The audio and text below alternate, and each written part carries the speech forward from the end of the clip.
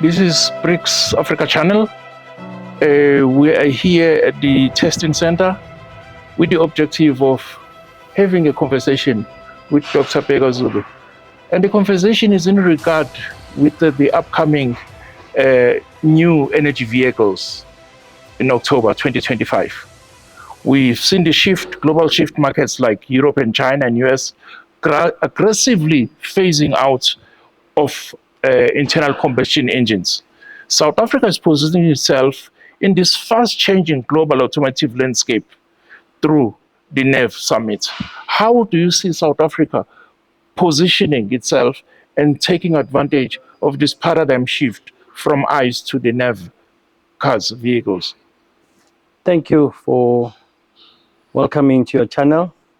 Good morning to your viewers, to your listeners across the continent and the globe.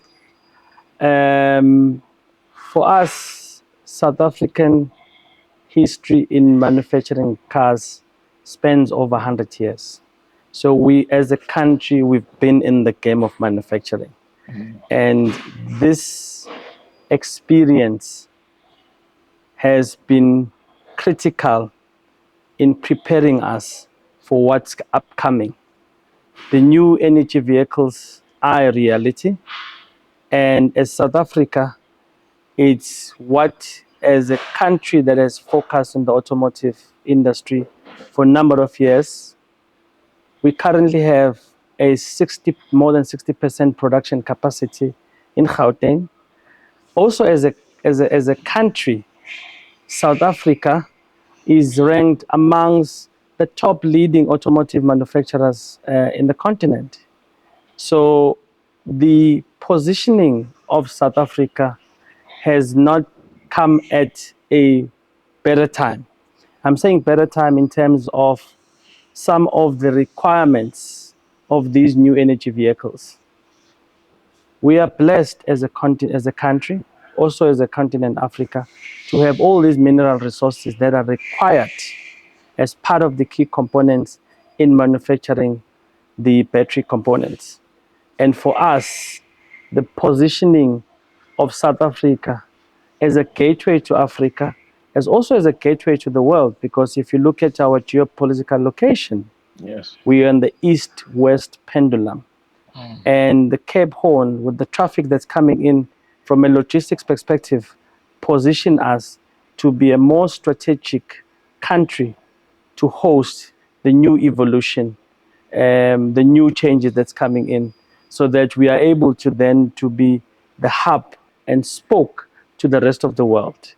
And also having strong trade connections in Europe, in the US, in China, in India, and in Brazil. Part of that makes us to have even a better footprint within the vast continents, or the continents that are strategic for us to actually grow in the sector. Yes, I understand. But having had such a long history of car manufacturer, Yeah. How do you see the transition from ICE to new energy vehicles taking place? Is that not going to be disruptive somehow when we look at earning power of South Africans, earning power of our neighbors? So how is that transition going to take place in the real sense of it? You know, disruptive innovation has been the cornerstone of any industrialization, because you need these disruptive innovations for us to change into the new avenues. You know, I always say people are always scared of change. Yes. We're always fearful of change. People are saying, what if this change comes in and we're not ready? What if this change moves our cheese, Exactly. so to speak? So I'm saying, as a country, we are ready. Yes, it might be a painful process. Like any plane, when it's taking off, you might experience some turbulence in terms of the supply chains that we're used to. But the reality is that NEVs are reality. The whole global dynamic, or the global change, is moving towards energy vehicles. Our biggest trade partner, China, has embraced new energy vehicles. And I think from a population perspective, we need to look at as Africa as a continent that could be consumers of these new energy vehicles. Yes, it will come with challenges. Infrastructure is going to be one, from charging stations, and also sourcing of mineral resources that are required from a logistics perspective are going to be a challenge. But I think part of us as the Tshwane Automotive Special Economic Zone, we've already engaged with some of our partners in the SEZ space. We are part of the 240 plus SEZs that exist around the continent.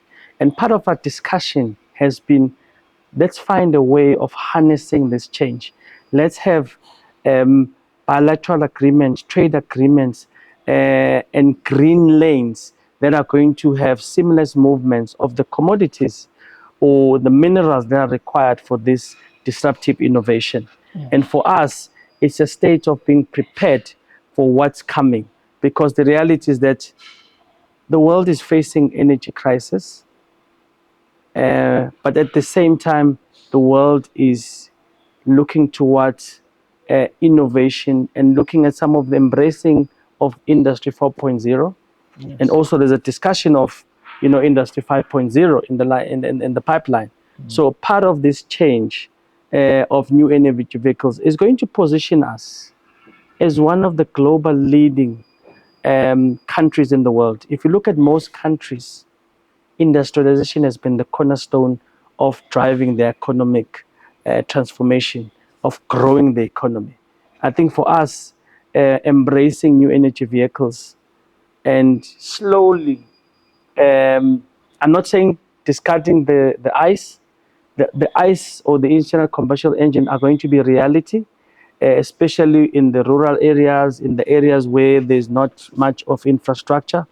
But it's a change and a phase that we need to embrace over time and put measures in place or infrastructure in place or the right investment in place to harness this change. Because the reality is that there's a demand for this change. If the demand is saying to us, let's hit to the call of the demand so that we can be the suppliers, so we can be the center stage. As we know, some of the fundamental core of the economies like the mines and other areas are slowly diminishing. So we need to look at how do we innovatively position ourselves as South Africa into the new changes that are happening across the world. And I think any new energy vehicles have now become the vehicle for us to actually embrace that change. Thank you very much for that answer. The theme of the summit is driving Gauteng towards a green automotive economy. What unique advantages does Gauteng, and specifically Tshwane Automotive Special Economic Zone, offer to attract investors and OEMs in the new energy vehicle sector? The production capacity of Gauteng, as alluded earlier on, is over 60%. And part of that 60%, or the greater part of that 60%, comes from the Tshwane Automotive Special Economic Zone. The Ford and the VW Amarok, the Ford Ranger and the VW Amarok production capacity is the biggest contributor towards that productivity that showcases Gauteng as the cornerstone or as the core or as the heart of automotive production or automotive manufacturing. And the Tshwane Automotive Special Economic Zone, having played a role of the automotive sector contributing at least 1% of the 5.3 that the automotive sector contributed. Part of that percent came from the production value chain that Tshwane Automotive Special Economic Zone supports. So from that production capacity, Gauteng is then geared and ready to be part of the increased production capacity that's required, whether you're looking at the new energy vehicles, or the plug-in hybrids, or any other forms. I think the positioning of the Tshwane Automotive is at the right place, because if you look from a geopolitical perspective, we are situated within the N1, the N4, the N3 corridors. All of these corridors talks to issues of easing logistics, facilitating easier trading routes, also reaching into trading partners with the Africa Continental Free Trade Agreement being fast-tracked to be implemented. The Tshwane Automotive Special Economic Zone is positioned because part of our plans is to harness the production capacity of the new energy vehicles or any form of an automotive manufacturing to greater heights. And part of that, we are doing it in the development of phase 2, which is going to harness a lot of new energy vehicles production capacity. Two of our investors are going to be producing some top class NEVs, one focusing on the bus manufacturing and the others in other sectors of the whole value chain up to last mile. So part of our phase 2, even our phase 3 pipeline, talks to the capability of the Tshwane Automotive Special Economic Zone having the capacity to support the demand that's coming from the different parts of the automotive production capacity. Okay. How critical is localization of the value chain, and what role will TASEZ play in ensuring beneficiation and industrial development that it stays within the country? Localization is a non-negotiable. And localization is a must. And localization for us talks to expansion of the sector, but also the cake becomes bigger for SMMEs, for entrepreneurs, for researchers, for industrialists, for all forms of skills that will come in to be able to change the landscape. And I think for us, as we look at 2035 from a SA Automotive Master Plan, part of the Automotive Master Plan looks at localization by 2035. And we're saying we want to reach that 60% localization. And us as TASEZ, we are geared towards achieving that goal. But we're not going to achieve that goal as just a number of 60%. We want to achieve it with your OEMs, with your tier 1, tier 2, tier 3 suppliers, up to also hand-holding the SMMEs that are critical to be part of this value chain, because we're not going to achieve a 60% value chain as a small island with a few OEMs surrounding us. We need to look at how do we broaden participation. Part of us is that we're looking at broadening participation. Part of us is achieving 25% Black participation. That for us talks to issues of transformation. So the issue of localization is not talking to also economic issues where we bring in more commodities, we manufacture, we industrialize, we beneficiate. It's looking at how do we plug into all different corners of the supply chain that we have and make sure that everyone in the value chain has a role to play, so that we are able then to say we've developed a core of Black industrialists, which we in our phase 2 is part of our focus. We've produced many factories that are going to harness small SMMEs that are contributing to the value chain, that are contributing to localization. And what we found out through our small research is that there's a pool of talent in South Africa with capable skills, with capable technology to supply the current OEMs, to supply the current market. The issue is that we need to plug in more research and development and fund more R&D to harness the components that are manufactured in a different aspect. And lucky for us, in 2 weeks back, we had a NACAM show, which is an association of components manufacturers. Part of those components manufacturers, most of them are local. They're supplying the rest of the world. It's a question of saying, how do we harness all the technology that has been gained over the 100 years of experience, and make sure that we then focus on achieving that 60%. And in that journey, we bring everyone on board, education institutions, the research and development institutions, government, private sector, and everyone needs to contribute towards seeing the bigger picture of localization. That is a holistic ecosystem, Yes, so to say. And including it speaks to the entire notion of the fourth industrial revolution and the correct. development of AI and other technologies that are coming up. One of the key objectives of the summit is youth and skills development. How is TASEZ working with its strategic partners like the AIDC to ensure South African youth and SMMEs are equipped for opportunities in the new energy vehicle supply chain? Skills development and SMME development, it's in our heart, it's in our core. And I'm saying in our core because with our sister entity, the IIDC, as you see where we are, Yes. part of where we are is a testing facility. And this testing facility is aimed at harnessing the right skills that are going to feed into the energy vehicles. And as the theme of the summit, our focus is on skills development. And luckily for us,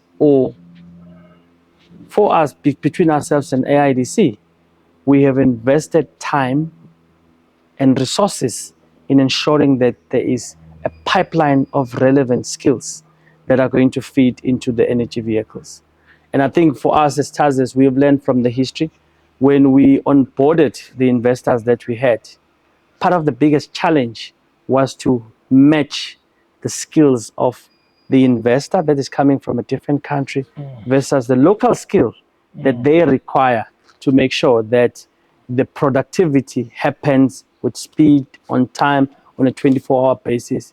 And part of that bridging, we needed to do a lot of interventions on the skills development aspect to make sure that we bridge the gap and make sure that there is a common understanding of what are the different expectations from a skills perspective between the investor, the OEMs, and the community that we serve. And I think part of us, we have got strong ties with the community. We've signed a social compact which has committed us to say we've got a standing agreement with our community.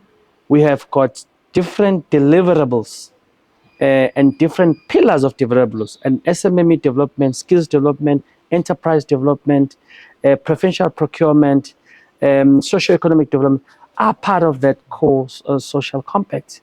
And I think those are linked to your triple BE transformation agenda, which we want to harness also in our journey. But also, SMME development. SMMEs are future big business. I always say, they call it now MSMEs. That's a new terminology that they use. But I think it's important to understand that if we harness the SMMEs, they are going to mature to become bigger business. And I think for us, it's a core focus because that's where we're going to achieve the issues of employment, because employment is part of our passion. We are passionate about getting South Africa employed. We know of the youth unemployment in this country, and part of our focus is to curb and decrease the youth unemployment. Women is our focus as well in this NEV summit. We want to see more women.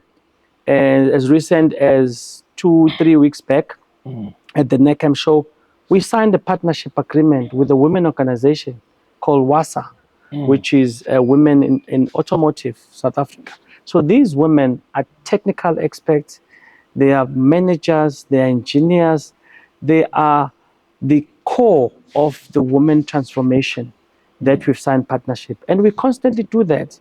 And also part of what we'll be doing is to look at how do we bring in also the element of skills development and advancing the women.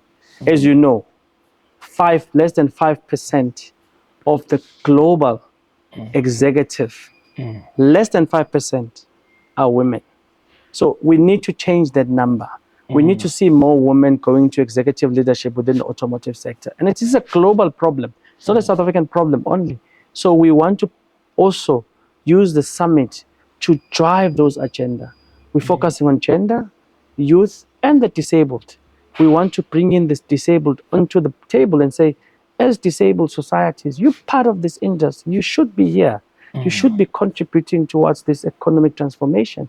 And part of that is us ensuring that we skill. As we know, we've got a pipeline feed of training about 5,000 youngsters every year. It's our target. And as TASEZ alone, and about TASEZ with partnership with AIDC, it's what we constantly drive year in, year out. And as you see, both TASEZ and AIDC have established academies that are focusing on different skilling that are required to focus on the SMMEs, the youth, the disabled, so that we are able to then tackle all corners of skills development and bring them into the core so that we build the future pipeline for NEV evolution. Thank you. The move towards new energy vehicles requires not only a vehicle production, but also supporting infrastructure like battery plants and charging networks. How prepared is TASEZ ecosystem to attract and support these critical investments? TASEZ has been focusing and investing on energy mixes for starters. Part of our focus is looking at how do we find different energy mixes? How do we define different microgrids that feed into the system? It's a compliance issue by 2035. As you know, there's a 2035 hard stop for carbon footprint in the production system. And part of decarbonization and net zero carbon achievements is looking at how do we find innovative ways of supporting carbon-free environments. So the charging station is also part of the infrastructure that we're sourcing from different partners. We've got different partners that are actually, as we speak today, I was driving from a meeting that is looking at partnering with us, TASEZ, in advancing the charging stations across the Gauteng, across different aspects of infrastructures that will require expansion of the charging station. Because, as you said, rightfully so, yes, we can have these new energy vehicles. The issue is that do we have infrastructure to harness what the demand that is going to be coming, or what we're going to be supplying to the world? And I think part of the infrastructure is building these charging stations so that they're able to then have people can have access towards charging station, but also looking at also new energy mixes. Hydrogen is some of the solution. Green hydrogen is one of the areas that we're focusing on to see how we can also harness green hydrogen into NEV space to make sure that we develop new energies in the different aspects, to make sure that the gospel of new energy vehicles comes from different aspects of our interventions. And I think as we partner with some of the special economic zones across the country, where we also plan to put those charging stations, we have already had discussions with some of the special economic zones to say, we want to expand our network, our footprint of supporting the infrastructure to the SEZ. And that will cascade from the local SEZ to the SEZ across the continent. Can you imagine TASEZ pioneering the endorsement or the installation of infrastructure across 240 SEZs? That's a game changer for the whole African continent. It opened doors for those in the African continent who saw the energy vehicles as a threat to their livelihood, to their existence, and also to their daily, whereabouts. So I think for us, it's exciting times where we see ourselves as part of infusing hope and leading by example in making sure that part of what we do is investing in what we believe in. Thank you very much. In conclusion, And unfortunately, it's a longer question. Yeah. The New Energy Vehicle Summit emphasizes collaboration between industries, academia, and government. From TASEZ perspective, what strategic partnerships are you most keen to forge through this summit? And how do you envision them shaping South Africa's long-term new energy vehicle strategy? Collaborations are important. For us, we have developed at TASEZ because we've collaborated with a number of investors that are coming from different countries. And part of the SEZ strategy, TASEZ strategy, is to attract investment from the different countries that we have partners with. In changing the landscape, we want to leverage on the existing partners that we have. We have got BRICS, where we have Brazil, and which is a strong partner in the fueling systems, in the biofuel and other, clean fuel resources that Brazil has been able to harness over the years. We've got China. China is one of the leading battery manufacturers in the world with different NEV manufacturers. We visited one 3 months back, which is BYD, which part of BYD, as you know from history, they've been developing batteries, cell phone batteries for a number of years. So for us, collaborating with people that have been in the game is one of the core strategies. That's why we went and fostered this relationship with BYD to say, when we go into the NEV space, we want to go with people that have been part of that. So China is one. India. Also, if you look at the new cost-effective NEV vehicles, India is one of the core countries that are leading in that segment. So we want to then say, how do we then collaborate within the BRICS and bring in these strategic partners and the companies? And when we bring in a country, we bring in partners that we're going to collaborate with, different partners that are coming from different countries. Russia in the material science, innovation, and other technologies also will come into play. So we're looking at the whole value chain of partners that we currently have and saying, how do we leverage from the partners? And I know now BRICS has expanded to attract more other partners. So BRICS will be one area of where we enforce collaboration. And if you look at the summit, some of the pipeline of the speakers, the participants are coming from those countries. We've invited also OEMs that are across the world.